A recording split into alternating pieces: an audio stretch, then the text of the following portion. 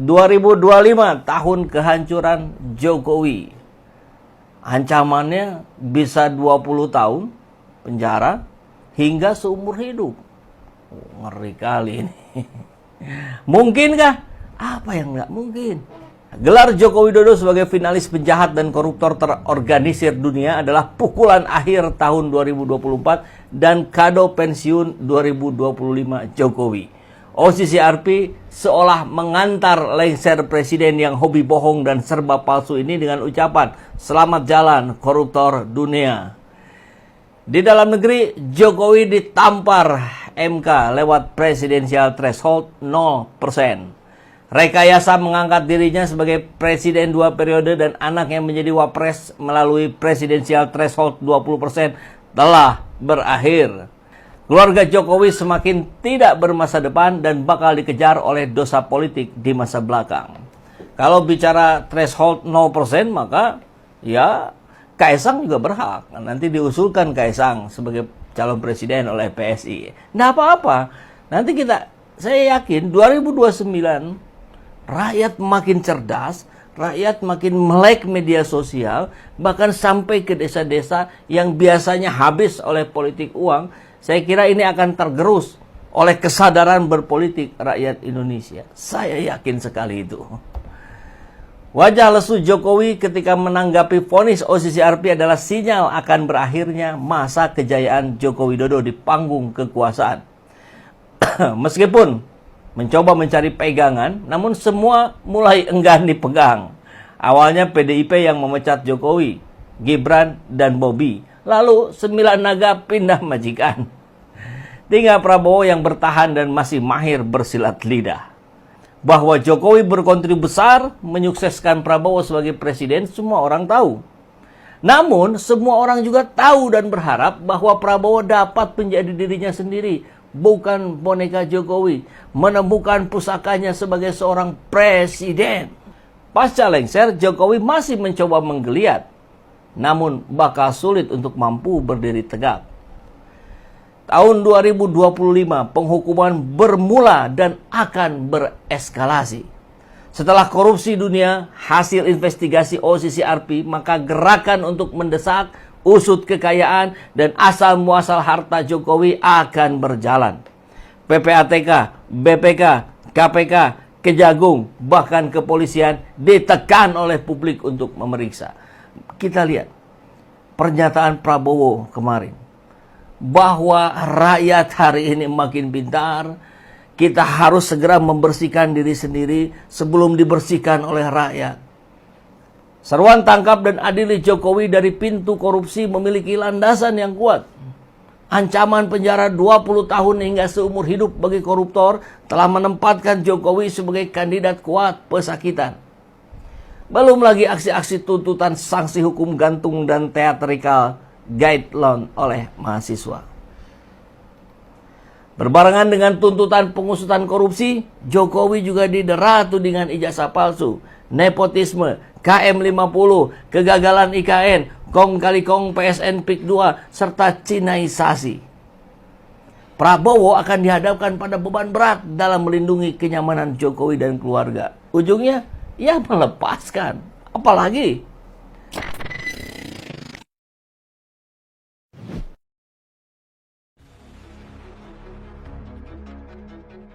sedangkan IP di bawah 2,0 sesuai pengakuan Jokowi di Tempo 29 Juni 2013, dia DO, Pak. Dia DO, Pak. meledak.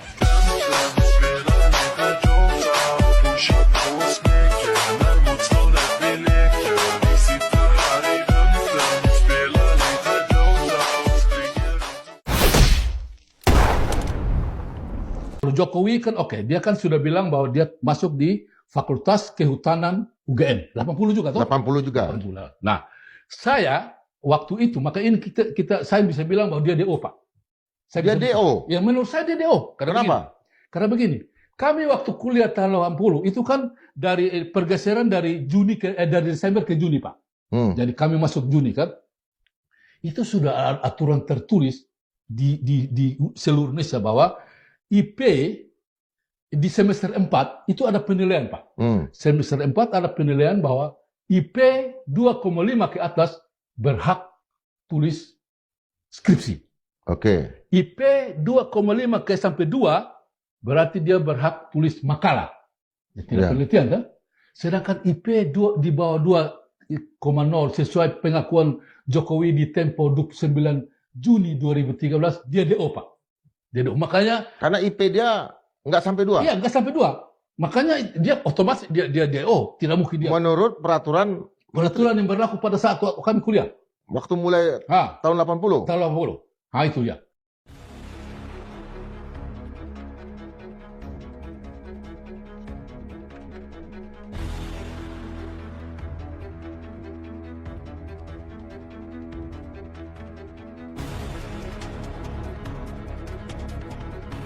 Empat kali diterima sekali, ada 5 permintaan, artinya 4 kali ditolak dan 1 kali diterima. Dan ini bukan proses yang mudah, mengumpulkan seluruh ketua-ketua partai. Ya, harus dipahami di situ. Tambahi host. Ya, sebentar Bang Pras, tadi udah ngomong lagi.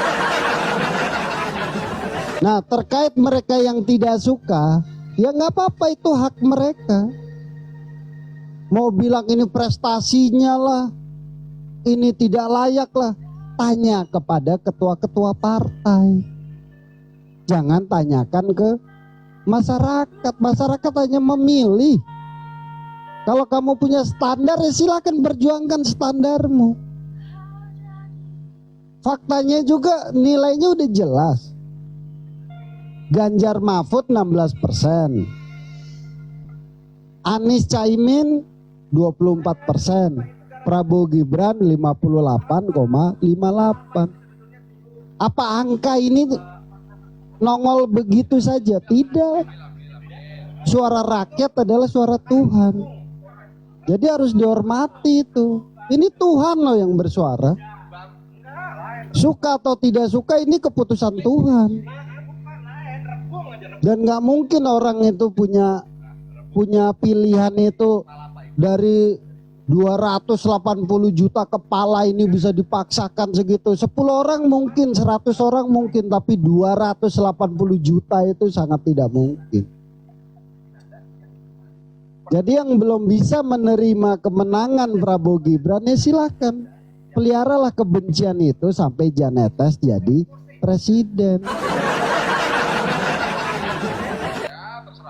Jadi nggak bisa putusan Pilpres itu memuaskan semua pihak, nggak bisa. Pasti akan ada kelompok-kelompok yang tidak suka, gitu ya. Kita harus menghormati itu semua. Oke, ke Ronald Tuasela, silakan. Selamat pagi. Ya, waalaikumsalam. Assalamualaikum semuanya. Waalaikumsalam. Salam sejahtera buat kita semua. Oke, jadi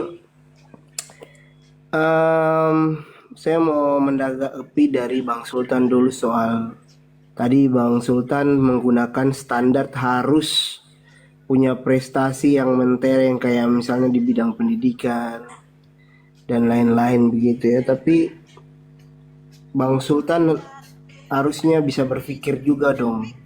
Kalau saat ini tuh keputusan mutlak itu Pak Presiden itu adalah Pak Prabowo dan Pak Wakil Presiden itu Pak Gibran. Jadi Mas Sultan harus bisa menerima itu dengan legowo ya. Kalaupun Mas Sultan tidak menerima keputusan daripada rakyat untuk memilih Pak Prabowo dengan Pak Gibran untuk menjadi nakoda negara Republik Indonesia ini, yaitu urusan pribadinya Mas Sultan. Tapi jangan kemudian menggiring opini bahwa seolah-olah tuh Mas Gibran itu tidak punya prestasi apa-apa dan sebagainya. Sebenarnya tuh ada prestasinya Mas Gibran tuh banyak, cuman tidak terlalu dipublikasikan. Ya, beliau tuh juga wali kota yang berhasil walaupun dia belum sampai selesai dari masa jabatannya di Solo sebagai wali kota, kemudian dia sudah ditarik untuk menjadi wakil presiden. Tapi apapun itu, ya sekarang kita harus menerima kenyataan bahwa Pak Gibran itu sudah menjadi wakil presiden. Dalam prosesnya kalau ada riak-riak tentang apapun itu ya, tapi keputusannya sekarang itu sudah inkrah bahwa Pak Prabowo dan Pak Gibran menang secara mutlak ya. Kalau memang bermasalah, harusnya kan MK sampai sekarang masih mempersoalkan, dan mungkin kemenangan Pak Prabowo dan Pak Gibran mungkin bisa ditinjau kembali begitu. Tapi kan nyatanya tidak. Artinya berarti beliau berdua ini sudah secara mutlak menjadi pemenang untuk Pilpres. Jadi kita semua harus menerima keputusan itu. Walaupun ada beberapa orang yang kecewa, ya tetap harus menerima dengan lapang dada.